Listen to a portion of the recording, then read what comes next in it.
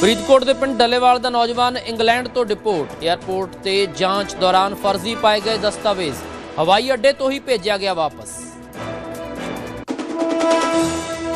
जगराओं के इक्को परिवार के 7 मैंबरां च रेबीज़ के लक्षण। गंभीर हालत च चंडीगढ़ PGI किया गया रैफर।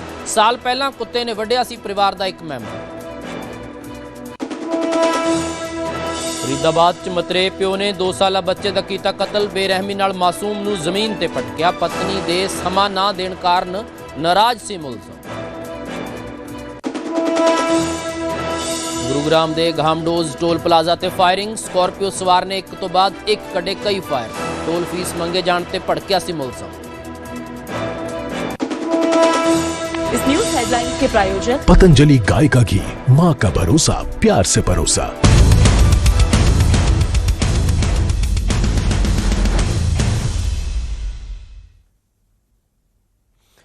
न्यूज़ 18 पंजाब देख रहे हो तुसीं। मैं हां रणबीर सिंह राणा। बुलेटिन की शुरुआत कर रहे हैं। सब तो पहला बुलेटिन च गल होगी 328 पावन सरੂਪਾਂ के मामले नाल जुड़ी हुई। 328 पावन ਸਰੂਪਾਂ के जुड़े मामले दे विच 40 लोगों को समन किया गया है। स्पैशल इन्वेस्टिगेशन टीम के वालों 40 लोगों को समन कर लिया गया है, जो थोड़ी देर दे विच अमृतसर के पुलिस कमिश्नर दफ्तर दे विच पेश होणगे। SGPC के इस दे विच मौजूदा कर्मचारी ने, साबका कर्मचारी ने, जिन्होंने समन किया गया है। तो दस्सिया जा रहा है कि इन्हों बयान दर्ज करवाउण लई सद्दिया गया है। इन्हां तो बयान दर्ज करवाए जाणगे। इस दे विच SGPC के साबका मुलाजम भी ने, SGPC के मौजूदा मुलाजम भी ने। सारा ये मामला 328 पावन ਸਰੂਪਾਂ ਦੇ ਨਾਲ जुड़िया होया है, जिसकी जांच SIT के वालों की जा रही है। बीते कल भी SIT के वालों रिकॉर्ड लिया गया सी। SGPC तो चंडीगढ़ स्थित दफ्तर दे विच पहुंची सी SIT की टीम। ते अज हुण अमृतसर दे विच जिहड़े 40 लोग ने उन्होंने जानकारी के मुताबिक, जिहड़ी इस वेले जानकारी न्यूज़ 18 पंजाब के कोल है, उस दे मुताबिक 40 लोगों को सद्दिया गया है बयान दर्ज करवाउण दे लई। सूत्रां दे हवाले तो एक खबर है। तो जिहड़े पुलिस कमिश्नर ऑफिस है अमृतसर का, उत्थे पेश हो के ये अपने बयान कलमबद्ध करवाउणगे। इस दे विच SGPC के साबका मुलाजम भी ने, इस दे विच SGPC के मौजूदा मुलाजम भी ने। तो 328 जिहड़े गायब पावन ਸਰੂਪ ने कि पावन ਸਰੂਪ कित्थे ने, उन्होंने लभण की कोशिश हो रही है। SIT जांच कर रही है। SIT के वालों SGPC तो रिकॉर्ड भी हासिल किया गया। SIT ने यह भी कहा सी कि जेकर सानू होर लोड़ पई होर रिकॉर्ड की असीं हुण चैक करांगे। जे होर रिकॉर्ड की लोड़ पई तो होर रिकॉर्ड भी असीं SGPC तो मंगांगे। दूजे पासे SGPC का भी प्रतिक्रम आया सी। SGPC के प्रधान हरजिंदर सिंह धामी ने स्पष्ट रूप दे विच कहा सी कि काफ़ी रिकॉर्ड असीं दे दिता है, जिहड़ा होर रिकॉर्ड चाहिदा होएगा वो भी असीं सिट नूं प्रोवाइड करवा देवांगे। तो एक्शन दे विच नज़र आ रही है सिट। 40 लोगों को समन कर लिया गया। हुण उन्हां दे बयान दर्ज होणगे, उस तो बाद पता लगेगा कि की कुछ इन्हां बयानां दे विच दर्ज हुंदा है, की कुछ जांच अगे वधदी है। पर इन्ना जरूर है कि लगातार SIT इस मामले दे विच एक्टिव है, जांच कर रही है। 328 पावन ਸਰੂਪਾਂ का ये सारा मामला है। इस दे नाल ही जेकर गल की जाए अमृतसर के पुलिस कमिश्नर दफ्तर दे विच थोड़ी देर दे विच ही हुण ये जिहड़े 40 लोग ने समन किया गया वो पहुंचणगे। मेरे सहयोगी राजीव शर्मा जुड़ चुके हैं अमृतसर तो। राजीव की कुछ अपडेट, क्योंकि सिट बहुत एक्टिव है इस वेले, एक्शन दे विच नज़र आ रही है। बीते कल चंडीगढ़ दे विच रिकॉर्ड हासिल किया ते अज एक दिन बाद ही 40 लोगों को समन कर लिया गया। कि कुछ पता लग्या कौन ने ये 40 लोग जिन्होंने तलब किया गया? राजीव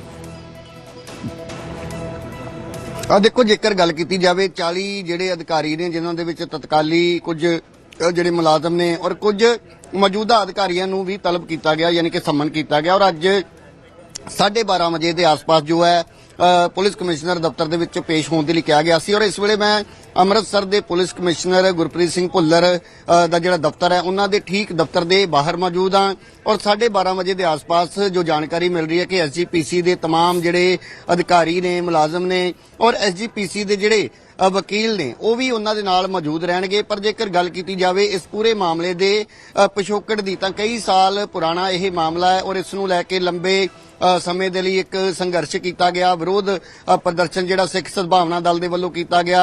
और बलदेव सिंह वडाला उन्हां दी ही शिकायत के उत्ते ये जिहड़ी FIR है वो दर्ज की जाती है। और खुद जिहड़े विधान सभा के स्पीकर ने कुलतार संधवा और कैबिनेट मंत्री हरजोत बैंस उन्हां दी मौजूदगी दे विच ये जिहड़ी FIR दर्ज करन तो बाद ये गल कही गई सी कि जल्द तो जल्द जांच करके सारे जिहड़े दोषी ने उन्हां दे खिलाफ सख्त ਕਾਰਵਾਈ ਹੋਏਗੀ। ਪਰ ਕਿਉਂਕਿ ਮਾਮਲਾ ਸ੍ਰੀ ਗੁਰੂ ਗ੍ਰੰਥ ਸਾਹਿਬ ਜੀ ਦੇ ਨਾਲ ਜੁੜਿਆ ਹੋਇਆ ਤਾਂ ਇਸ ਕਰਕੇ ਇਸ ਦੀ ਜਾਂਚ ਨੂੰ ਲੈ ਕੇ ਬਹੁਤ ਸਾਰੇ ਸਵਾਲ ਖੜੇ ਹੋਏ। ਉਸ ਤੋਂ ਬਾਅਦ ਜੋ ਨਵਾਂ ਸ਼ਹਿਰ ਦੇ ਬੰਗਾ ਦੇ ਵਿੱਚ ਇੱਕ ਧਾਰਮਿਕ ਅਸਥਾਨ ਹੈ ਉਸ ਨੂੰ ਲੈ ਕੇ ਇੱਕ ਚਰਚਾ ਛਿੜੀ, ਵਿਵਾਦ ਵੀ ਹੋਇਆ। ਬਾਅਦ ਦੇ ਵਿੱਚ ਸਰਕਾਰ ਨੂੰ ਯੂ ਟਰਨ ਲੈਣਾ ਪਿਆ। ਤਾਂ ਇਸ ਪੂਰੇ ਮਾਮਲੇ ਨੂੰ ਲੈ ਕੇ ਕਿਉਂਕਿ ਪੂਰਾ ਪੰਥਕ ਮਸਲਾ ਔਰ ਐਸਜੀਪੀਸੀ ਇਹ ਗੱਲ ਕਹਿ ਚੁੱਕੀ ਹੈ ਕਿ ਅਕਾਲ ਤਖਤ ਸਾਹਿਬ ਦੇ ਆਦੇਸ਼ਾਂ ਦੇ ਮੁਤਾਬਕ ਉਹ ਕਾਰਵਾਈ ਜਿਹੜੀ ਹੈ ਉਹ ਕਰ ਚੁੱਕੇ ਨੇ। ਔਰ ਜਿਹੜੀ ਜਾਂਚ ਰਿਪੋਰਟ ਹੈ ਡਾਕਟਰ ਈਸ਼ਰ ਸਿੰਘ ਦੀ ਉਸ ਨੂੰ ਜੋ ਹੈ ਐਸਜੀਪੀਸੀ ਦੀ ਜਿਹੜੀ ਵੈਬਸਾਈਟ ਹੈ ਉਸ ਦੇ ਉੱਤੇ ਵੀ ਅਪਲੋਡ ਕਰ ਦਿੱਤਾ ਗਿਆ, ਯਾਨੀ ਕਿ ਜਨਤਕ ਕਰ ਦਿੱਤਾ ਗਿਆ। ਕੋਈ ਵੀ ਉਸ ਰਿਪੋਰਟ ਨੂੰ ਪੜ ਸਕਦਾ। ਰਾਜੀਵ, ਇਸੇ ਦੇ ਵਿਚਾਲੇ ਸਵਾਲ ਇਹ ਵੀ ਹੈ ਕਿ ਕੀ ਕੁਝ ਪਤਾ ਲੱਗ ਸਕਿਆ ਕਿ ਕਿਸ ਲੈਵਲ ਦੇ ਇਹ ਅਧਿਕਾਰੀ ਨੇ, ਕੀ ਇਹ ਮੁਲਾਜ਼ਮ ਨੇ? ਕਿਉਂਕਿ ਇਹ ਹੇਠਾਂ ਤੋਂ ਲੈ ਕੇ ਉੱਪਰ ਤੱਕ ਦੇ ਅਧਿਕਾਰੀ ਹੋ ਸਕਦੇ ਨੇ ਜਿਹੜੇ ਸ੍ਰੀ ਗੁਰੂ ਗ੍ਰੰਥ ਸਾਹਿਬ ਦਾ ਪਾਵਨ ਸਰੂਪ ਦਾ ਸਾਰਾ ਰਿਕਾਰਡ ਮੇਨਟੇਨ ਕਰਦੇ ਨੇ ਕਿ ਕਿਵੇਂ ਕਿਸ ਢੰਗ ਦੇ ਨਾਲ ਸ੍ਰੀ ਗੁਰੂ ਗ੍ਰੰਥ ਸਾਹਿਬ ਪਾਵਨ ਸਰੂਪ ਜਿਹੜੇ ਨੇ ਉਹ ਐਸਜੀਪੀਸੀ ਦੇ ਵੱਲੋਂ ਦਿੱਤੇ ਜਾਂਦੇ ਨੇ ਜਦੋਂ ਕਿਸੇ ਗੁਰਦੁਆਰਾ ਸਾਹਿਬ ਤੋਂ ਡਿਮਾਂਡ ਆਉਂਦੀ ਹੈ ਜਾਂ ਕੋਈ ਜਿਹੜਾ ਪਿੰਡਾਂ ਦੇ ਵਿੱਚ ਗੁਰੂ ਘਰ ਹੁੰਦੇ ਨੇ ਜਾਂ ਸ਼ਹਿਰਾਂ ਦੇ ਵਿੱਚ ਹੁੰਦੇ ਨੇ ਜਿੱਥੇ ਵੀ ਕੋਈ ਲਿਜਾਣਾ ਚਾਹਵੇ। ਇਹ ਪੂਰੀ ਪ੍ਰਕਿਰਿਆ ਕੀ ਰਹਿੰਦੀ ਹੈ ਤੇ ਕਿਸ ਲੈਵਲ ਦੇ ਕਿਸ ਤਰ੍ਹਾਂ ਦੇ ਅਧਿਕਾਰੀ, ਜਿਵੇਂ ਤੁਸੀਂ ਜ਼ਿਕਰ ਕਰ ਰਹੇ ਹੋ ਸਾਬਕਾ, ਉਹ ਹੋਣਗੇ ਜਿਹੜੇ 2016 ਤੋਂ 2026 ਦੇ ਦਰਮਿਆਨ ਕੋਈ ਰਿਟਾਇਰ ਹੋਇਆ ਹੋਵੇ, ਕੁਝ ਮੌਜੂਦਾ ਵੀ ਨੇ? ਦੇਖੋ, ਜਿੱਥੋਂ ਤੱਕ ਸਵਾਲ ਅਧਿਕਾਰੀਆਂ ਦਾ, ਤਾਂ ਜਿਹੜੇ 16 ਲੋਕਾਂ ਦੇ ਖਿਲਾਫ ਐਫਆਈਆਰ ਦਰਜ ਕੀਤੀ ਗਈ ਸੀ ਉਹਨਾਂ ਦੇ ਵਿੱਚੋਂ 2 ਜਿਹੜੇ ਸਾਬਕਾ ਅਧਿਕਾਰੀ ਨੇ ਉਹਨਾਂ ਦੀ ਮੌਤ ਹੋ ਚੁੱਕੀ ਹੈ, ਜਦਕਿ ਇੱਕ ਅਸਿਸਟੈਂਟ ਸੁਪਰਵਾਈਜ਼ਰ ਜੋ ਹੈ ਉਸ ਨੂੰ ਗ੍ਰਿਫਤਾਰ ਕੀਤਾ ਗਿਆ। ਉਸ ਤੋਂ ਇਲਾਵਾ ਐਸਐਸ ਕੋਹਲੀ ਦੀ ਗ੍ਰਿਫਤਾਰੀ ਹੋ ਚੁੱਕੀ ਹੈ। ਤਾਂ ਦੂਜੇ ਜਿਹੜੇ ਮੁਲਾਜ਼ਮ, ਕਿਉਂਕਿ ਮੈਂ ਵੀ ਦੱਸਣਾ ਚਾਹੁੰਦਾ ਕਿ ਕੁਝ ਸਾਲ ਪਹਿਲਾਂ ਬਹੁਤ ਥਾਵਾਂ ਤੇ ਸ੍ਰੀ ਗੁਰੂ ਗ੍ਰੰਥ ਸਾਹਿਬ ਜੀ ਦੇ ਜਿਹੜੇ ਪਾਵਨ ਸਰੂਪ ਨੇ, ਬੀੜਾਂ ਨੇ, ਉਹਨਾਂ ਦੀ ਛਪਾਈ ਕੀਤੀ ਜਾਂਦੀ ਸੀ। ਪਰ ਬਾਅਦ ਦੇ ਵਿੱਚ ਅਕਾਲ ਤਖਤ ਸਾਹਿਬ ਦੇ ਆਦੇਸ਼ ਤੋਂ ਬਾਅਦ ਇਹ ਫੈਸਲਾ ਲਿਆ ਗਿਆ ਕਿ ਐਸਜੀਪੀਸੀ ਦੇ ਕੋਲ ਹੀ ਪਾਵਨ ਗ੍ਰੰਥ ਜਿਹੜੇ ਨੇ ਉਹਨਾਂ ਨੂੰ ਛਾਪਣ ਦਾ ਔਰ ਪੂਰੀ ਮਰਿਆਦਾ ਦੇ ਵਿੱਚ ਇਹ ਜਿਹੜੀ ਛਪਾਈ ਹੈ ਉਸ ਦਾ ਆਦੇਸ਼ ਕੀਤਾ ਗਿਆ ਸੀ। ਤਾਂ ਅੰਮ੍ਰਿਤਸਰ ਦੇ ਵਿੱਚ ਗੁਰਦੁਆਰਾ ਸ਼੍ਰੀ ਰਾਮਸਰ ਸਾਹਿਬ ਹੈ ਜਿੱਥੇ ਇਹ ਜਿਹੜੀ ਸ੍ਰੀ ਗੁਰੂ ਗ੍ਰੰਥ ਸਾਹਿਬ ਦੇ ਪਾਵਨ ਸਰੂਪਾਂ ਦੀ ਛਪਾਈ ਹੈ ਉਹ ਪੂਰੀ ਮਰਿਆਦਾ ਦੇ ਨਾਲ ਕੀਤੀ ਜਾਂਦੀ ਹੈ। ਔਰ ਉੱਥੇ ਬਹੁਤ ਸਾਰੇ ਮੁਲਾਜ਼ਮ ਜਿਹੜੇ ਨੇ ਉਹ ਕੰਮ ਕਰਦੇ ਨੇ, ਸਾਰੇ ਦੇ ਸਾਰੇ ਮੁਲਾਜ਼ਮ ਗੁਰਸਿੱਖ ਨੇ ਔਰ ਇੱਕ ਜਿਹੜੇ ਅਸੀਂ ਕਹੀਏ ਕਿ ਗੁਰੂ ਸਾਹਿਬ ਦੇ ਅੰਗ ਨੇ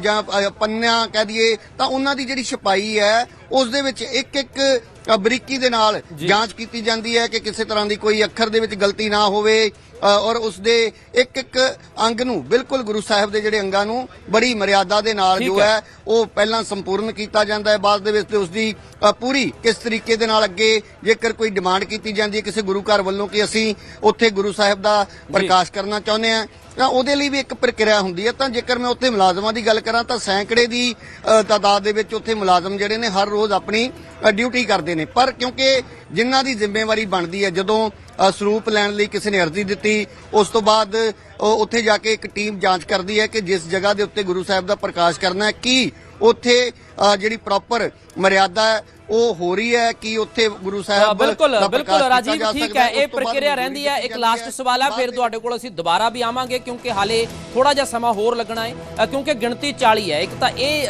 ਕੋਈ ਅਫੀਸ਼ੀਅਲ ਜਿਹੜੀ ਸਟੇਟਮੈਂਟ ਹੈ ਖਾਸ ਕਰ ਐਸਆਈਟੀ ਦੇ ਮੈਂਬਰ ਦੀ, ਇੱਕ ਤਾਂ ਕੋਈ ਜੇ ਉਹ ਆਈ ਹੋਵੇ, ਸੈਕੰਡ ਜੇ 40 ਗਿਣਤੀ ਹੈ ਤਾਂ ਅੱਜ ਸਾਰਾ ਦਿਨ ਵੀ ਲੱਗ ਸਕਦਾ ਹੈ, ਕੱਲ ਦਾ ਦਿਨ ਵੀ ਲੱਗ ਸਕਦਾ ਹੈ ਕਿਉਂਕਿ ਕਾਫੀ ਇਹ ਲੰਬਾ ਪ੍ਰੋਸੀਜਰ ਹੁੰਦਾ ਹੈ। ਜੇ ਕਿਸੇ ਸ਼ਖਸ ਨੂੰ ਤੁਸੀਂ ਜਦੋਂ ਕੋਈ ਬਿਆਨ ਕਲਮਬੱਧ ਕਰਾਉਣੇ ਨੇ, ਕੋਈ ਸਵਾਲ ਜਵਾਬ ਵੀ ਹੁੰਦੇ ਨੇ, ਦੁਬਾਰਾ ਵੀ ਬੁਲਾਇਆ ਜਾ ਸਕਦਾ ਹੈ, ਤਾਂ ਕਾਫੀ ਲੰਬੀ ਚੌੜੀ ਪ੍ਰਕਿਰਿਆ ਰਹਿੰਦੀ ਹੈ। ਕੀ ਕੁਝ ਕਹਿ ਰਹੇ ਨੇ ਇਸ ਵੇਲੇ ਸਿੱਟ ਦੇ ਮੈਂਬਰ? ਦੇਖੋ, ਇੱਥੋਂ ਤੱਕ ਹਾਲਾਂਕਿ ਸਿੱਟ ਵੱਲੋਂ ਇਸ ਮਾਮਲੇ ਨੂੰ ਲੈ ਕੇ ਕੋਈ ਵੀ ਅਧਿਕਾਰਕ ਤੌਰ ਤੇ ਗੱਲਬਾਤ ਹਾਲੇ ਤੱਕ ਜਾਂ ਕੋਈ ਬਿਆਨ ਜਾਰੀ ਨਹੀਂ ਕੀਤਾ ਗਿਆ। ਪਰ ਜਿੱਥੋਂ ਤੱਕ 40 ਮੁਲਾਜ਼ਮਾਂ ਦੀ ਗੱਲ ਹੈ ਤਾਂ 40 ਲੋਕਾਂ ਨੂੰ ਸੰਮਨ ਜ਼ਰੂਰ ਕੀਤਾ ਗਿਆ, ਤਲਬ ਜ਼ਰੂਰ ਕੀਤਾ ਗਿਆ। ਪਰ ਉਹਨਾਂ 40 ਦੇ ਵਿੱਚੋਂ ਕਿਉਂਕਿ ਕੁਝ ਲੋਕ ਵਿਦੇਸ਼ਾਂ ਦੇ ਵਿੱਚ ਰਹਿ ਰਹੇ ਨੇ, ਕੋਈ ਆਪਣੀ ਬਿਮਾਰੀ ਦਾ ਹਵਾਲਾ ਵੀ ਦੇ ਸਕਦਾ ਹੈ, ਤਾਂ ਇਹ ਵੀ ਦੇਖਣ ਵਾਲੀ ਗੱਲ ਹੋਏਗੀ ਕਿ 40 ਦੇ ਵਿੱਚੋਂ ਕਿੰਨੇ ਮੁਲਾਜ਼ਮ, ਕਿਉਂਕਿ ਕੁਝ ਮੁਲਾਜ਼ਮ ਰਿਟਾਇਰ ਹੋ ਚੁੱਕੇ ਨੇ, ਕੁਝ ਬਜ਼ੁਰਗ ਵੀ ਨੇ, ਤਾਂ ਜਿਹੜੇ ਮੌਜੂਦਾ ਨੇ ਉਹ ਕਿਹੜੇ ਅਹੁਦਿਆਂ ਤੇ ਤੈਨਾਤ ਹੈ। ਕਿਉਂਕਿ ਇਹ ਵੀ ਜਾਣਕਾਰੀ ਮਿਲ ਰਹੀ ਹੈ ਕਿ ਜਿਹੜੇ ਐਸਜੀਪੀਸੀ ਦੇ ਸਕੱਤਰ ਨੇ ਪ੍ਰਤਾਪ ਸਿੰਘ, ਉਹਨਾਂ ਤੋਂ ਇਲਾਵਾ ਜਿਹੜੇ ਮੁੱਖ ਸਕੱਤਰ ਕੁਲਵੰਤ ਸਿੰਘ ਮੰਨਣ, ਤਾਂ ਉਹਨਾਂ ਦੇ ਵੀ ਨਾਮ ਇਸ ਲਿਸਟ ਦੇ ਵਿੱਚ ਸ਼ਾਮਲ ਹੋ ਸਕਦੇ ਨੇ। 12:30 ਵਜੇ ਦਾ ਸਮਾਂ ਹੈ ਔਰ ਥੋੜੀ ਦੇਰ ਦੇ ਵਿੱਚ ਜਦੋਂ ਉਹ ਐਸਜੀਪੀਸੀ ਦਫ਼ਤਰ ਤੋਂ ਰਵਾਨਾ ਹੋਣਗੇ ਤਾਂ ਉਦੋਂ ਕੁਝ ਜਿਹੜਾ ਸਪਸ਼ਟ ਹੋਣ ਦੀ ਉਮੀਦ ਹੈ ਕਿ ਕਿਹੜੇ ਜਿਹੜੇ ਅਧਿਕਾਰੀ ਨੇ ਜਾਂ ਕਿਸ ਪੱਧਰ ਦੇ ਮੁਲਾਜ਼ਮ ਨੇ ਕਰਮਚਾਰੀ ਨੇ ਉਹ ਅੱਜ ਕਮਿਸ਼ਨਰ ਦਫ਼ਤਰ ਦੇ ਵਿੱਚ ਪੇਸ਼ ਹੋ ਕੇ ਆਪਣਾ ਜਿਹੜਾ ਪੱਖ ਹੈ ਉਹ ਰੱਖਦੇ ਨੇ ਤਾਂ 12:30 ਵਜੇ ਦੇ ਆਸ-ਪਾਸ ਪੂਰੀ ਤਸਵੀਰ ਜਿਹੜੀ ਹੈ ਉਹ ਸਾਫ਼ ਹੋਣ ਦੀ ਉਮੀਦ ਨਜ਼ਰ ਆ ਰਹੀ ਹੈ। ਠੀਕ ਹੈ, ਬਹੁਤ ਸ਼ੁਕਰੀਆ ਰਾਜੀਵ। ਨਜ਼ਰ ਤੁਸੀਂ ਬਣਾਏ ਰੱਖੋ, ਅਪਡੇਟ ਅਸੀਂ ਤੁਹਾਤੋਂ ਦੁਬਾਰਾ ਲਵਾਂਗੇ। 12:30 ਹੋਣ ਦੇ ਵਿੱਚ ਕੁਝ ਹੀ ਸਮਾਂ ਬਾਕੀ ਹੈ। ਜਿਵੇਂ ਹੀ ਜਿਹੜੇ ਐਸਜੀਪੀਸੀ ਦੇ ਮੁਲਾਜ਼ਮ ਨੇ ਉਹ ਪੁਲਿਸ ਕਮਿਸ਼ਨਰ ਦਫ਼ਤਰ ਪਹੁੰਚਣੇ ਸ਼ੁਰੂ ਹੋ ਜਾਣਗੇ, ਦੁਬਾਰਾ ਅਸੀਂ ਰਾਜੀਵ ਦਾ ਰੁਖ ਕਰਾਂਗੇ। ਪਰ ਵੱਡੀ ਖਬਰ ਹੈ ਕਿਉਂਕਿ ਸਿੱਟ ਦੇ ਵੱਲੋਂ 40 ਲੋਕਾਂ ਨੂੰ ਸਮਨ ਕੀਤਾ ਗਿਆ। 40 ਉਹ ਲੋਕ ਨੇ ਜਿਹੜੇ ਐਸਜੀਪੀਸੀ ਦੇ ਤਤਕਾਲੀਨ ਅਧਿਕਾਰੀ ਰਹੇ ਨੇ 2016 ਤੋਂ 26 ਤੱਕ ਅਤੇ ਜਿਹੜੇ ਉਸ ਦੌਰਾਨ ਇਹਨਾਂ ਡਿਊਟੀਆਂ ਤੇ ਰਹੇ। ਗੋਲੀਆਂ ਨਾਲ ਮਰਦੇ ਰਹਿਣਗੇ, ਅਸੀਂ ਕਿਹੜਾ ਇਹਨਾਂ ਦੇ ਪ੍ਰਹਾਰ ਦੀ ਸਫਲਤਾ ਨੂੰ ਕਿੱਦਾਂ ਮੰਨ ਲਈਏ? ਅਸੀਂ ਕਿੱਦਾਂ ਇਹਨਾਂ ਦੀ ਕਿਸੇ ਗੱਲ ਤੇ ਯਕੀਨ ਕਰ ਲਈਏ? ਹਾਲਾਤ ਤਾਂ ਜ਼ਮੀਨ ਤੇ ਬਦਲ ਨਹੀਂ ਰਹੇ। ਪੰਜਾਬ ਦੇ ਆਗੂ ਸੋਨੀਆ ਮਾਨ ਨੇ ਵੀ ਕੱਲ ਬੜੀ ਵੱਡੀ ਨਸ਼ੇ ਦੀ ਖੇਪ ਫੜੀ ਤੇ ਉਹਨਾਂ ਨੇ ਉਹ ਵੀ ਵੀਡੀਓ ਆਈ। ਉਸ ਤੋਂ ਬਾਅਦ ਫਾਜ਼ਿਲਕਾ 'ਚ ਬੜੀ ਵੱਡੀ ਜਿਹੜੇ ਪਿਸਤੌਲ ਜਿਹੜੇ ਕਿ ਗੈਰ ਕਾਨੂੰਨੀ ਫੜੇ ਗਏ। ਉਹ ਕਹਿੰਦੇ ਕਿ ਸੈਂਟਰ ਸਰਕਾਰ ਨੂੰ ਚਾਹੀਦਾ ਜਿਹੜਾ ਏਰੀਆ ਵਧਾਇਆ ਗਿਆ 50 ਕਿਲੋਮੀਟਰ ਅੱਗੇ ਕੀਤਾ ਗਿਆ ਉਸ ਦੇ ਉੱਪਰ ਸੈਂਟਰ ਸਰਕਾਰ ਦਾ ਵੀ ਹੱਕ ਬਣਦਾ ਕਿ ਅਸੀਂ ਬਾਰਡਰ ਸਟੇਟ ਆ, ਸਾਡੇ ਤੇ ਨਿਗਰਾਨੀ ਕੀਤੀ ਜਾਵੇ ਇਸ ਚੀਜ਼ ਨੂੰ ਲੈ ਕੇ। ਨਹੀਂ, ਆਲਰੇਡੀ ਕੇਂਦਰ ਦੀ ਸਰਕਾਰ ਤਾਂ ਦੇਖੋ ਪੂਰੀ ਗੰਭੀਰਤਾ ਨਾਲ ਕੋਸ਼ਿਸ਼ ਕਰ ਰਹੀ ਹੈ। ਖਾਸ ਕਰਕੇ ਬੀਐਸਐਫ ਪੂਰੀ ਤਰ੍ਹਾਂ ਅਲਰਟ ਹੈ। ਜਿੰਨੇ ਵੀ ਡਰੋਨਸ ਆਉਂਦੇ ਨੇ ਉਹਨਾਂ ਨੂੰ ਟ੍ਰੇਸ ਕਰਨ ਦਾ ਕੰਮ ਕੀਤਾ ਜਾਂਦਾ ਹੈ। ਬਹੁਤ ਸਾਰੇ ਫੜੇ ਜਾਂਦੇ ਨੇ, ਕੁਝ ਇੱਕ ਦੋ ਨਹੀਂ ਵੀ ਫੜੇ ਜਾਂਦੇ, ਲੇਕਿਨ ਇਹਦੇ 'ਚ ਕੋਈ ਆਰੋਪ ਪ੍ਰਤਿਆਰੋਪ ਦੀ ਗੱਲ ਨਹੀਂ। ਕੇਂਦਰ ਔਰ ਰਾਜ ਨੂੰ ਮਿਲ ਕੇ ਹੀ ਕੰਮ ਕਰਨਾ ਪੈਣਾ ਹੈ। ਔਰ ਲਗਾਤਾਰ ਸਾਡੇ ਗ੍ਰਹਿ ਮੰਤਰੀ ਅਮਿਤ ਸ਼ਾਹ ਜੀ ਉਹ ਪੂਰੀ ਮੋਨੀਟਰਿੰਗ ਕਰ ਰਹੇ ਨੇ। ਪੂਰੇ ਦੇਸ਼ ਦੇ ਅੰਦਰ ਡਰੱਗ ਮਾਫੀਆ ਦੇ ਉੱਤੇ ਜਿਸ ਪ੍ਰਕਾਰ ਦੇ ਐਕਸ਼ਨ ਹੋ ਰਹੇ ਨੇ, ਚਾਹੇ ਉਹ NIA ਕਰ ਰਹੀ ਹੈ, ਚਾਹੇ ਉਹ ਬਾਕੀ ਏਜੰਸੀਜ਼ ਕਰ ਰਹੀਆਂ, ਉਹਨਾਂ ਦਾ ਲੱਕ ਤੋੜਨ ਦੀ ਕੋਸ਼ਿਸ਼ ਹੋ ਰਹੀ ਹੈ। ਲੇਕਿਨ ਜਿਸ ਪ੍ਰਕਾਰ ਦੀ ਸਪੋਰਟ ਸਟੇਟ ਦੇ ਅੰਤਰਗਤ ਆਉਂਦੀ ਹੈ, ਲੇਕਿਨ ਉਹਦੀ ਜਿਹੜੀ ਨਾਕਾਮੀ ਉਹ ਲਗਾਤਾਰ ਸਾਨੂੰ ਮੈਂ ਇਹਦੇ ਵਿੱਚ ਪ੍ਰਧਾਨ ਮੰਤਰੀ ਸਾਹਿਬ ਪੰਜਾਬ ਦੌਰੇ ਤੇ ਉੱਤੇ ਆ ਰਹੇ ਨੇ, ਮੰਤਰੀ ਸਾਹਿਬ ਪੰਜਾਬ ਦੌਰੇ ਤੇ ਆ ਰਹੇ ਨੇ, ਕੀ ਕੁਝ ਤੁਹਾਡੀ ਕੀ ਤਿਆਰੀ ਹੈ? ਤੁਸੀਂ ਕੋਈ ਮੰਗ ਰੱਖੋਗੇ ਪੰਜਾਬ ਦੇ ਲਈ, ਪੰਜਾਬ ਦੇ ਲੋਕਾਂ ਨੂੰ ਕੋਈ ਰਾਹਤ ਦੇ ਕੇ ਜਾਣ? ਨਰਿੰਦਰ ਮੋਦੀ ਜੀ ਦਾ ਪੰਜਾਬ ਦੇ ਪ੍ਰਤੀ ਇੰਨਾ ਪਿਆਰ ਹੈ ਕਿ ਉਹਨਾਂ ਤੋਂ ਕੁਝ ਮੰਗਣ ਦੀ ਲੋੜ ਹੀ ਨਹੀਂ ਪੈਂਦੀ। ਪੰਜਾਬ ਦੇ ਲੋਕਾਂ ਨੇ ਮੰਗ ਹੀ ਨਹੀਂ ਰੱਖੀ ਸੀ ਕਿ ਕਰਤਾਰਪੁਰ ਸਾਹਿਬ ਦਾ ਕੋਰੀਡੋਰ ਖੋਲੋ, ਉਹਨਾਂ ਖੋਲਿਆ। ਬਿਨਾਂ ਮੰਗੇ ਪੰਜਾਬ ਨੂੰ ਸਭ ਕੁਝ ਦੇਣ ਦੀ ਨਰਿੰਦਰ ਮੋਦੀ ਸਾਹਿਬ ਦੀ ਆਦਤ ਹੈ। ਨਰਿੰਦਰ ਮੋਦੀ ਸਾਹਿਬ ਤਾਂ ਪੰਜਾਬ ਨੂੰ ਪਿਆਰ ਹੀ ਇੰਨਾ ਕਰਦੇ ਆ। ਇਸ ਕਰਕੇ ਜੇ ਉਹ ਪੰਜਾਬ ਆ ਰਹੇ ਨੇ, ਤੁਸੀਂ ਦੇਖੋ 1 ਤਰੀਕ ਨੂੰ ਬਜਟ ਹੋ ਰਿਹਾ, ਕੇਂਦਰੀ ਬਜਟ ਹੈ। ਯੂਨੀਅਨ ਬਜਟ ਕਿੰਨਾ ਇੰਪੋਰਟੈਂਟ ਹੁੰਦਾ ਹੈ। ਔਰ ਉਹ ਬਜਟ ਤੋਂ ਬਾਅਦ ਪ੍ਰਧਾਨ ਮੰਤਰੀ ਜੀ ਨਤਮਸਤਕ ਹੋਣ ਲਈ ਸਤਿਗੁਰੂ ਰਵਿਦਾਸ ਜੀ ਮਹਾਰਾਜ ਦਾ, ਕਿਉਂਕਿ 649ਵੀਂ ਜਯੰਤੀ ਹੈ, ਉਹਦੇ ਤੇ ਨਤਮਸਤਕ ਹੋਣ ਲਈ ਉਹ ਆਪ ਚੱਲ ਕਰਕੇ ਜਲੰਧਰ ਪਹੁੰਚ ਰਹੇ ਨੇ। ਮੈਨੂੰ ਪੂਰੀ ਉਮੀਦ ਹੈ ਕਿ ਨਰਿੰਦਰ ਮੋਦੀ ਸਾਹਿਬ ਪੰਜਾਬ ਦੀਆਂ ਅਪੇਖਾਵਾਂ ਤੇ ਹਮੇਸ਼ਾ ਹੀ ਖਰੇ ਉਤਰੇ ਨੇ, ਪਹਿਲਾਂ ਵੀ ਖਰੇ ਉਤਰਨਗੇ। ਲੇਕਿਨ ਮੈਂ ਇਸ ਗੱਲ ਦਾ ਇੱਕ ਜ਼ਿਕਰ ਜ਼ਰੂਰ ਕਰਨਾ ਚਾਹਨਾ, ਸਾਡੇ ਮੁੱਖ ਮੰਤਰੀ ਸਾਹਿਬ ਨੇ ਕੱਲ ਇੱਕ ਟਵੀਟ ਕੀਤਾ ਕਿ ਜੀ ਜਿਹੜਾ ਆਦਮਪੁਰ ਨਵਾਂ ਹਵਾਈ ਅੱਡਾ ਬਣ ਰਿਹਾ ਹੈ, ਉਸ ਹਵਾਈ ਅੱਡੇ ਦਾ ਨਾਮ ਸ਼੍ਰੀ ਗੁਰੂ ਰਵਿਦਾਸ ਜੀ ਮਹਾਰਾਜ ਦੇ ਨਾਮ ਤੇ ਰੱਖਿਆ ਜਾਵੇ। ਆਲਰੇਡੀ ਇਹਦੀ ਘੋਸ਼ਣਾ ਜਿਹੜੀ ਹੈ ਪ੍ਰਧਾਨ ਮੰਤਰੀ ਜੀ ਪਿਛਲੀ ਵਾਰੀ ਆਲਰੇਡੀ ਇਹ ਕਹਿ ਚੁੱਕੇ ਹੈ ਕਿ ਜਦੋਂ 에ਅਰਪੋਰਟ ਬਣੇਗਾ, ਉਹਦਾ ਉਦਘਾਟਨ ਹੋਏਗਾ ਤੇ ਉਹ ਗੁਰੂ ਰਵਿਦਾਸ ਜੀ ਮਹਾਰਾਜ ਤੇ ਉਹਦਾ ਨਾਮ ਹੋਣਾ ਹੈ। ਸੋ ਜਿਹੜੀ ਚੀਜ਼ ਆਲਰੇਡੀ ਕੀਤੀ ਜਾ ਚੁੱਕੀ ਹੈ, तो मुख्य मंत्री साहब ਨੂੰ ਨਿਵੇਦਨ ਹੈ ਕਿ ਥੋੜਾ ਜਿਹਾ ਆਪਣੇ ਫੈਕਟਸ ਚੈੱਕ ਕਰਦੇ ਰਿਹਾ ਕਰਨ। ਉਹ ਪੰਜਾਬ ਲਈ ਕੀ ਕਰ ਰਹੇ ਆ ਉਹਦੀ ਚਿੰਤਾ ਉਹ ਜ਼ਿਆਦਾ ਕਰਨ। ਪ੍ਰਧਾਨ ਮੰਤਰੀ ਜੀ ਦਾ ਪੰਜਾਬ ਲਈ ਹਮੇਸ਼ਾ ਹੀ ਖੁੱਲੇ ਗੱਫੇ ਦੇ ਕੇ ਜਾਂਦੇ। ਇੱਕ ਗੱਲ ਇਹ ਵੀ ਹੈ ਕਿ ਬਹੁਤ ਸਾਰੇ ਲੀਡਰ ਨੇ ਜਿਹੜੇ ਉਹ ਭਾਜਪਾ ਦੇ ਵਿੱਚ ਸ਼ਾਮਲ ਹੋ ਸਕਦੇ ਨੇ। ਉਦੋਂ ਪੁਲਿਸ ਵਾਲਿਆਂ ਨੂੰ ਖੁੱਲੇ ਹੱਥ ਕਰਤਾ करोगे तो ਤੁਹਾਨੂੰ इनाम मिलेगा। उस पर आग लगा के उसको जलाता है तो उसका जो धुआं निकलता है वो सबसे ज्यादा जहरीला धुआं है और जो वायुमंडल में घूमता रहता है। तीसरा, यदि घर में हम लेके जाएं पॉलीथीन के बैग तो हमारी माँ बहन बेटियां या मेड जो भी काम करती हैं वो उसमें जो पुरानी सब्जी कटी हुई कूड़ा कच डाल के उसमें और उसके गांठ मार के बाहर डाल देती है। वो 90% सीवर चौक का शहरों में काम ये करता है क्योंकि गणता 4-4.5 सालों में। तो इसलिए मेरी आपके माध्यम से रिक्वेस्ट है कि भाई ये पॉलीथीन सिंगल यूज प्लास्टिक हमारे हरियाणा में 2014 से बढ़ना और बिकना बैन है सरकारी तौर पर। लेकिन किसी रेहड़ी की दुकान पे चले जाओ, किसी मॉल में चले जाओ, किसी दुकान में चले जाओ, सब पॉलीथीन चल रही है। सरकार की तरफ से सख्ताई भी हम कर रहे हैं, लेकिन जब तक आम आदमी ये महसूस नहीं करेगा कि मैंने पॉलीथीन का बैग इस्तेमाल नहीं करना है। मैंने इन्वायरमेंट डिपार्टमेंट भी मेरे पास है, मैंने उससे कहा कि भाई आप जो NGOज हैं, सेल्फ हेल्प ग्रुप है, ये जूट का और कागज का बैग बनाएं, कपड़े का बनाएं, तो जितनी भी कॉस्ट आती है उसकी आधी कॉस्ट इन्वायरमेंट डिपार्टमेंट अपनी तरफ से पे करेगा। लेकिन राव नरबीर सिंह जी, इसमें ये सवाल भी है क्योंकि हम चाहते हैं कि हरियाणा में ज्यादा से ज्यादा इंडस्ट्रीज आए। इंडस्ट्रीज आती हैं, उद्योग बढ़ता है तो पर्यावरण को भी नुकसान पहुंचता है। तो इंडस्ट्रीज और पर्यावरण संरक्षण, इन दोनों में आप किस तरीके से आपकी सरकार बैलेंस बनाएगी ताकि प्रदूषण को और बढ़ावा ना मिले, पॉल्यूशन इंडस्ट्री से ना? हम जेड कैटेगरी की जो होती है, लाल कैटेगरी इसको बोलते हैं, रेड कैटेगरी की, उसको हम परमिशन बहुत कम देते हैं, खास तौर से एनसीआर में, और सारे नॉर्म्स पूरी करते हैं जब हरियाणा में रेड कैटेगरी को एंट्री देते हैं।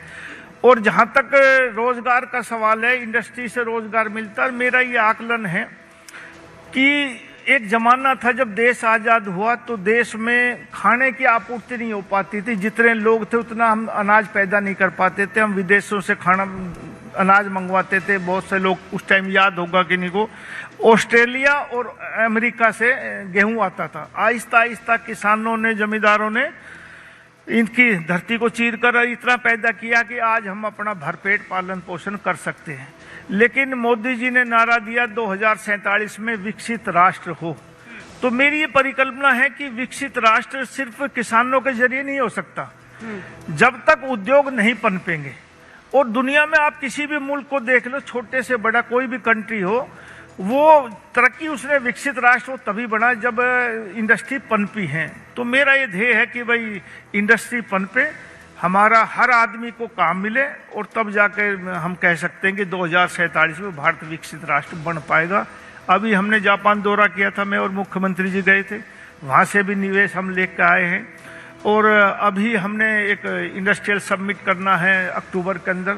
मेरा आकलन है कि 3 लाख से 5 लाख करोड़ तक का निवेश हम हरियाणा में इस 2026 में लेकर आएंगे, ताकि आने वाले समय में लोगों को रोजगार मिले। और हरियाणा क्योंकि देश की राजधानी के बहुत नजदीक है, 3 तरफ से दिल्ली के 3 तरफ है ये, और औद्योगिक क्रांति आए तब जाके हम विकसित राष्ट्र बन पाएंगे, और उसमें एक हरियाणा की अहम भूमिका। तो जो ये नई इंडस्ट्रियल पॉलिसी है उसके तहत जो अगर हम छोटे नई उद्योग की इंडस्ट्रियल बात करें, पॉलिसी 2000 फरवरी तक ही बना देंगे, आने वाले अगले महीने में डिक्लेयर कर देंगे। तो सर मेरा सवाल उसमें यह है कि इस पॉलिसी के तहत जो छोटे उद्योग है या मझोले उद्योग है उनको क्या रियायतें दी जा रही हैं और किस तरीके से उद्यमी राहत महसूस कर पाएंगे? जितनी सब्सिडी इंसेंटिव हम हरियाणा में अब दे रहे हैं और नई पॉलिसी में देंगे, मैं आपको कह सकता हूं कि शायद हरियाणा में कोई दूसरा राज्य नहीं होगा, देश में कोई दूसरा राज्य नहीं होगा जितना इंसेंटिव हरियाणा दे रही है। फरवरी के आखिर तक हमारी सारी पॉलिसी डिक्लेयर हो जाएगी, और उसी के बाद हम अपना इन्वेस्टर सबमिट करेंगे। और आम आदमी हरियाणा के अंदर आना चाहता है इंडस्ट्री लगाने के लिए। देखो, मशीनरी कि सारी दुनिया में जो हिंदुस्तान में लाएगा, चाहे किसी स्टेट में लाए, एक कीमत होती है। कॉस्ट ऑफ कंस्ट्रक्शन तकरीबन 2-4% वाइब्रेट होती, एक ही होती। कहीं आप बना लो मकान, कोई बिल्डिंग बनाओ, चाहे आप राजस्थान बनाओ, चाहे तमिलनाडु में, चाहे हरियाणा बनाओ, सबसे ज्यादा जो इंडस्ट्रियलिस्ट को फर्क पड़ता है वो जमीन की कॉस्ट पे पड़ता है कि हरियाणा में जमीनें महंगी है। इंडस्ट्रियलिस्ट नहीं चाहता कि मेरे को 1 करोड़, 2 करोड़, 3 करोड़ रुपए एकड़ जमीन मिले। अब मैंने मुख्यमंत्री जी से बात की और मुख्यमंत्री जी भी इस बात पे सहमत हुए कि भाई कुछ लोगों को जो आना चाहते हैं तो उनको किराए के ऊपर जमीन, लीज के ऊपर जमीन दो, ताकि उसको एक बार कैपिटल बाहर ना पड़े। तो ऐसी भी हम पॉलिसी इस महीने में, फरवरी के महीने में डिक्लेयर करेंगे, ताकि आम आदमी भी अपना स्टार्टअप शुरू कर सके और फैक्ट्री लगा सके। तो ऐसी योजना है। बहुत इंसेंटिव आपको देखने को हरियाणा में अगले महीने में मिलेंगे। अच्छा, निवेश को लेकर आगे आपका क्या टारगेट रहेगा? किस तरीके से आप निवेश को और ज्यादा, ताकि ज्यादा से ज्यादा लोग निवेश करें, खासतौर पर गुरुग्राम जो इंडस्ट्रियल हब्स हैं वहां पर क्या योजनाएं हैं जो पाइपलाइन में हैं, और नहीं, ज्यादा ज्यादा रोजगार का भी सृजन हो? कम से कम 6 प्रदेशों में और 6 कंट्रियों में हम जाएंगे, जहां से बड़े बड़े उद्योगपति, बड़े बड़े इन्वेस्टर आ सकें।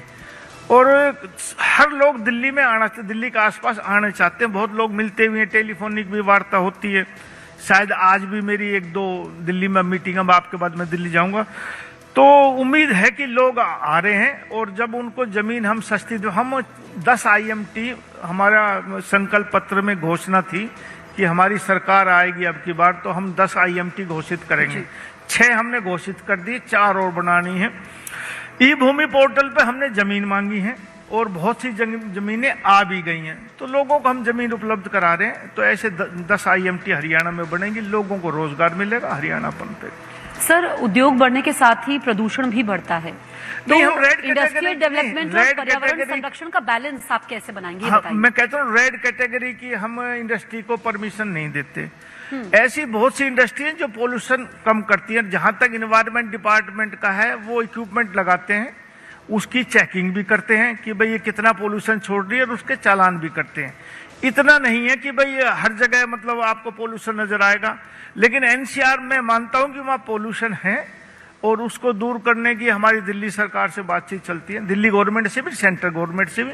निकट भविष्य में इसका कोई न कोई इंतजाम, और प्रधानमंत्री जी ने घोषणा की थी पिछले चुनाव में, जब दिल्ली का चुनाव हुआ, कि हम यमुना को साफ करेंगे। उसके बारे में हमारी कोशिश चल रही है। जैसे विदेशों में लोग शाम को घूमते हैं नहरों में, वहाँ नदियों में, और तो वहाँ बड़ी बड़ी बोट चलती है, तो ऐसा ही यमुना में हम इंतजाम करेंगे। इन 5 सालों में आपको बहुत बदलाव नजर आएगा।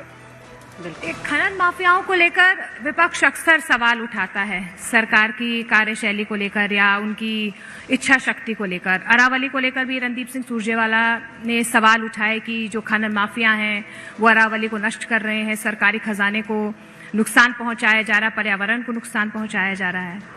ये जो रणदीप सुरजेवाला जी जो है ना, वो जनता के बीच में नहीं जाते। जो अरावली हमारी है वो 6-7 जिलों में हरियाणा में, उसमें फरीदाबाद, गुड़गांवा, मेवात, रेवाड़ी, ये 4 जिले 2003 से बैन है। यहाँ कोई खनन नहीं होता, ना अवैध रूप से ना सरकारी रूप से।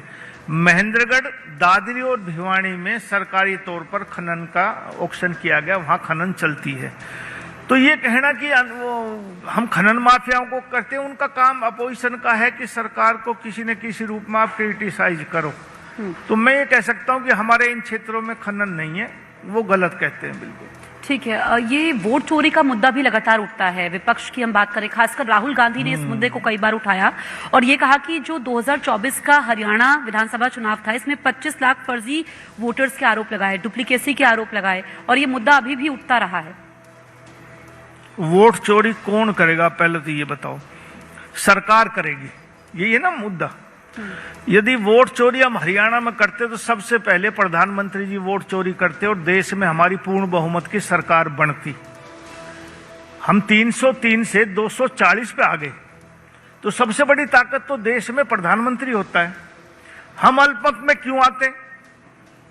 और जहां तक उनका सवाल है, राहुल गांधी जी ने और तेजस्वी यादव ने बिहार में यात्रा करी, 17 दिन तक पूरे बिहार में घूमे, उनका रिजल्ट आया 6 सीटों का 243 में से। ये अब सत्ता दल कोई नहीं कह रही है, ये हरियाणा या देश की आम जनता को ये कह रहे हैं कि तुम लोगों ने जो वोट दिए वो गलत दिए। वोट चोरी हो ही नहीं सकता, ये आप गलत कह रहे हैं। किसी भी आप गांव में चले जाओ, गांव का एक नौजवान बच्चा जो 10-12 साल का है, वो भी बता देता है चुनाव से पहले कि हमारे गांव में फला कैंडिडेट की इतनी वोट है, फला कैंडिडेट की इतनी वोट है। एक भी नहीं चोरी हो सकती। अब सत्ता पक्ष विपक्ष के पास कोई कहने को तो बात है नहीं, इसलिए वोट चोरी का इल्जाम लगाते हैं, जबकि वो जनता का अपमान है। ये सत्ता दल का अपमान नहीं है कि आपके द्वारा बनाई गई सरकार को कह रहे हैं चोरी से बनी है। जहां जहां कांग्रेस जीत जाती है वहां वोट चोरी नहीं होती, जहां बीजेपी या अन्य दल जीत जाते हैं वहां चोरी होती है। उनका तो ये कहना था ना कि हरियाणा में लहर तो उनकी थी, लेकिन रिजल्ट उलट आए, इसलिए आप लोगों ने डुप्लीकेट एंट्रीज की। ठीक है, वो ब्राजीलियन मॉडल का फोटो आप मेरी सुनिए, कांग्रेस का लोगों को लग रहा था सरकार बनेगी, और शायद जनता के मन में भी थी, मैं आपके माध्यम से सच्चाई कहूंगा। लेकिन जब चुनाव शुरू हुआ तो ऐसे ऐसे कांग्रेस के बयान आए कि यदि 50 वोट आप दोगे तो हम आपके घर में एक रोजगार देंगे। एक एमएलए थे असम से शमशेर गोगी जी, उन्होंने अनाउंसमेंट करी कि भाई यदि हमारी सरकार आई तो सबसे पहले मैं अपना घर भरूंगा, फिर रिश्तेदार का भरूंगा, फिर यारे प्यारे का भरूंगा, फिर आम वोटर का उनका फायदा करूंगा। तो लोगों को लगा, एक मामन खान इंजीनियर जी हैं जो फिरोजपुर जिरका से भारी बहुमत से जीते, उनके बयान भी।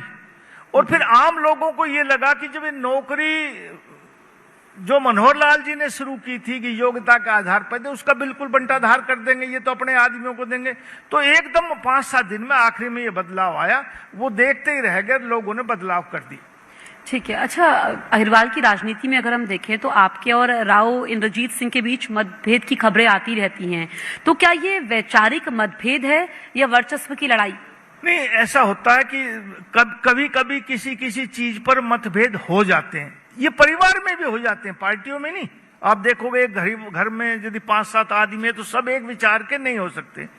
और राजनीति में है तो राजनीति में भी हम कोशिश करते हैं कि भाई मेरा ये आदमी, इसको कोई फायदा हो, तो उस बारे में मतभेद हो जाते हैं। मैं मना नहीं करता, मतभेद नहीं है।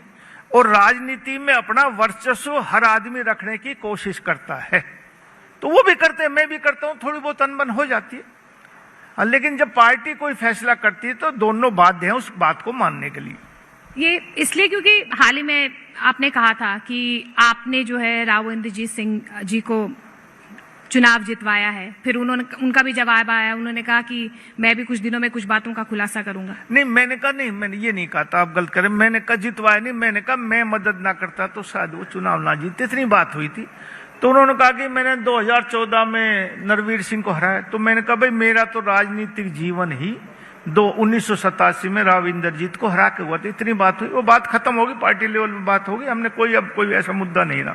आप शुरुआत करते हैं तो जवाब देना पड़ता, वरना कोई वो नहीं। और पार्टी में थोड़े बहुत आपस में मतभेद होते हैं, लेकिन जब पार्टी कोई दिशा तय कर देती तो हम उस हिसाब से चलते हैं।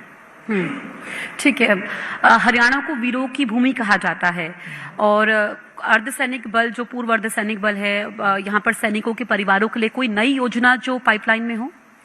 हरियाणा में हमारे यहाँ मिलिट्री पैरामिलिट्री फोर्स के लिए अलग अलग जगह थी। एक जगह हमने बोर्ड तो बना दिया, लेकिन सबको एक जगह नहीं दे पाए। पैरामिलिट्री फोर्स की बहुत बड़ी संख्या हरियाणा में है, और देश में आबादी हरियाणा की 2% है। फौज में हम देखें पैरामिलिट्री और मिलिट्री फोर्स में तो 10% तकरीबन सैनिक हमारे हरियाणा से आते हैं। तो बहुत सी हमने योजनाएं लागू की हैं, धरातल पर भी आई है, आने वाले समय में आएंगी। और हमने 1 करोड़ रुपए उनकी मरणोपरांत देने की भी घोषणा की है।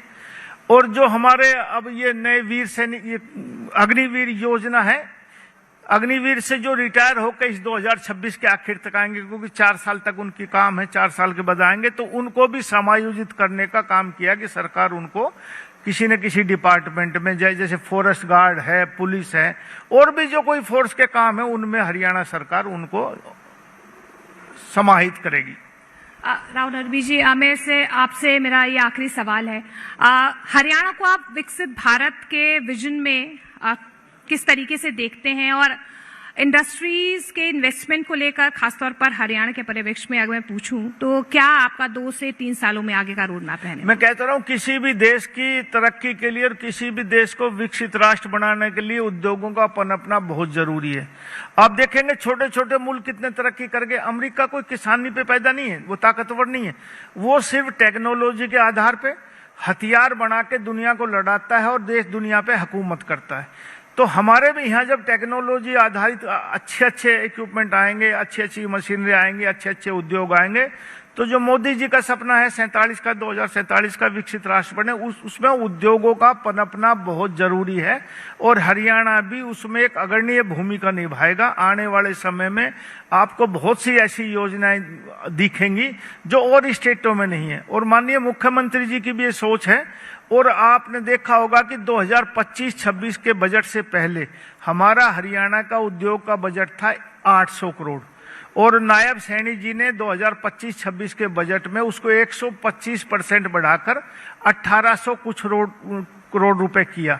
और इस योजना में जो अब बजट पेश करेंगे वो इस अगले महीने में, उसमें भी उद्योगों को पनपने के लिए बहुत से इंसेंटिव हम दे रहे हैं, बहुत से लोगों को प्रोत्साहन दे रहे हैं। और स्टार्टअप और नए लोगों को, कि नए लोग आए, उद्योगों से जुड़े, हर हाथ को काम मिले, ऐसी नायब सैनी जी की योजना है। ठीक है। राव नरवीर जी, आप हमारे इस खास मंच पर आए, आपने हरियाणा के विजन को लेकर के बेबाकी से बातें रखी, इसके लिए आपका बहुत बहुत शुक्रिया। शुक्रिया जी, नमस्कार जी। बहुत बहुत शुक्रिया सर।